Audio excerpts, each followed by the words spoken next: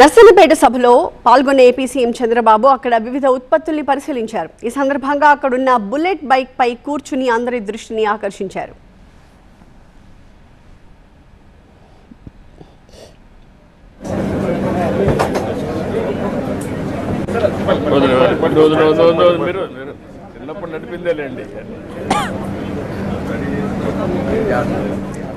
పశ్చిమాసియాలోని పరిస్థితుల నేపథ్యంలో దేశంలో సంక్షోభ పరిస్థితులు నెలకొన్నాయన్నారు ఏపీ సీఎం. నరసన్నపేటలో జరిగిన స్వర్ణాంధ్ర స్వచ్ఛాంధ్ర కార్యక్రమంలో ఆయన పాల్గొన్నారు. కష్టకాలంలో ప్రధాని కేంద్రం ఇచ్చిన సూచనలను ప్రజలంతా పాటించాలని కోరారు. ప్రధానమంత్రి గారు ఒక పిలుపిచ్చారు. ఆ పిలుపును మనందరం పాటించాల్సిన అవసరం ఉంది. ఈ ప్రభావం మనపైన కూడా ఉంటుంది. ఉన్నప్పుడు సమర్థవంతంగా నిలదొక్కోవాలి. అందుకే ఈరోజు మీరు చూస్తే ప్రభుత్వం కూడా వర్క్ ఫ్రమ్ హోమ్ వీలైనంత వరకు పెట్రోల్ డీజిల్ తగ్గించడానికి ఇంటి దగ్గర నుంచే పనిచేసే అలవాటు, ఆన్లైన్లో పనిచేసే అలవాటు పెట్టుకోవాలి. బంగారు కొనడం తగ్గించడం అందరికీ అలవాటు ఉంది. సెక్యూరిటీ కింద కొంటా ఉంటాం. కానీ మన దగ్గర డబ్బులు లేనప్పుడు ఆ పెట్టుబడి వేరే దానిపైన పెట్టుకోవడం అవసరం. కొనుగోలు తగ్గించాల్సిన అవసరం ఉంది. వీలైనంత వరకు 10 మంది వస్తే 10 కార్లు వేసుకొని వస్తాం. ఒక కారులో రావచ్చు, లేకుంటే ఒక వాహనంలో ఒక బస్సులో రావచ్చు. దీన్ని అలవాటు చేసుకోవాలి. పబ్లిక్ ట్రాన్స్పోర్ట్లోనే తిరగాలి కొన్ని రోజులు. వైసీపీ ఫేక్ న్యూస్ ని ప్రచారం చేసే పార్టీ అని విమర్శించారు సీఎం చంద్రబాబు. ప్రజలను మోసగించేందుకు ప్రయత్నిస్తున్న పార్టీని నమ్మొద్దు అని కోరారు.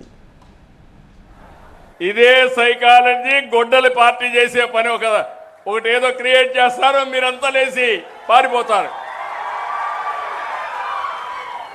అదే సమస్య.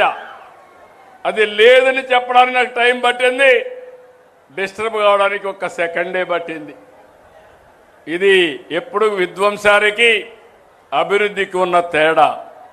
ఇటీవల NCRB national crime record bureau ఒక అసెస్మెంట్ చేస్తే దేశంలో ఫేక్ న్యూస్ ప్రచారం చేసే రాష్ట్రాల్లో మనం 2వ స్థానంలో ఉన్నాం.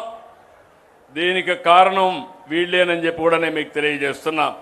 కొత్త నాటకాలతో కూడా వస్తారు. మళ్ళీ నేను మారిపోయా, తప్పు జరిగిపోయింది, మళ్ళా క్షమించండి, ఇంకోసారి మళ్ళీ మిమ్మల్ని అందరినీ గొడ్డలి కాకపోతే ఈసారి గొడ్డలి ప్లస్ తీసుకొచ్చి మిమ్మల్ని ఫినిష్ చేస్తారని చెప్పేవి ప్రమాదం ఉంటుంది. జాగ్రత్తగా ఉండండి. వైసీపీ హయాంలో ప్రభుత్వ టెర్రరిజం కొనసాగిందన్నారు చంద్రబాబు. అప్పుడు జరిగిందంతా విధ్వంసమే అని ఆరోపించారు. కానీ ఆ రోజు జరిగింది మీరు చూస్తే ఎక్కడ చూసినా ప్రభుత్వ టెర్రరిజం. ఇక్కడే అచ్చెన్నాయుడు గారు ఉన్నారు. ఒకరోజు నిద్ర లేస్తే ఫైల్స్ ఆపరేషన్ చేసుకుని అచ్చెన్నాయుడిని అరెస్ట్ చేసి ఉన్న పళంగా ఇక్కడి నుంచి అమరావతికి తీసుకొచ్చి జైల్లో పెట్టారు.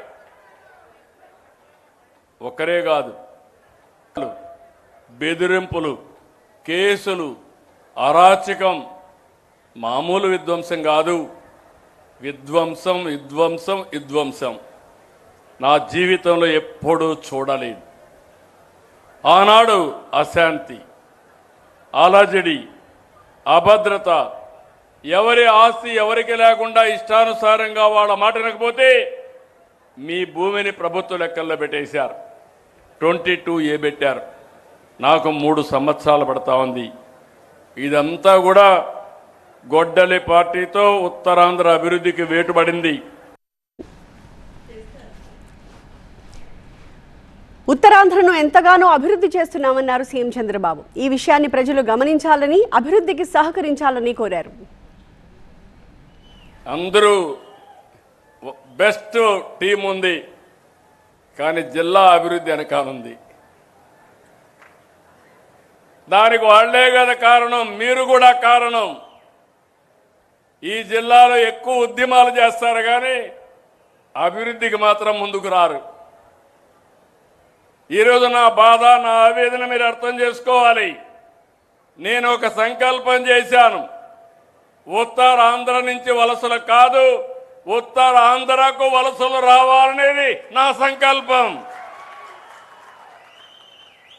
అయితే ఇప్పటికే ఉత్తరాంధ్రకి అనేక ప్రాజెక్టులు ఇచ్చాం. పోర్ట్లు, ఎయిర్పోర్ట్లు, ఐటీ కంపెనీలు, డేటా సెంటర్లు. ఉత్తరాంధ్ర దశ మారుతుంది. రాష్ట్రంలో జనాభా తగ్గుదల సమస్యగా మారిందన్నారు ఏపీ సీఎం. జనాభాని పెంచేందుకు కీలక నిర్ణయాలు తీసుకున్నామన్నారు. 3వ బిడ్డ పుట్టిన వెంటనే 30,000, 4వ బిడ్డ పుట్టిన వెంటనే 40,000 ఇవ్వాలని నిర్ణయించినట్టు చెప్పారు. నేను చాలాసార్లు ఆలోచించాను. ఒకప్పుడు కుటుంబ నియంత్రణ కోసం నేను పనిచేశాను. ఈరోజు మళ్ళీ పిల్లలి సంపద, పిల్లల కోసం మనం అందరం కూడా కృషి చేయాల్సిన అవసరం వచ్చిందని మీ అందరికీ తెలియజేస్తున్నా.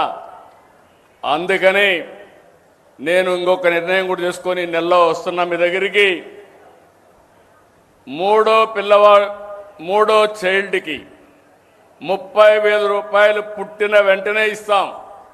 4వ చైల్డ్కి 40,000 రూపాయలు ఇస్తాం.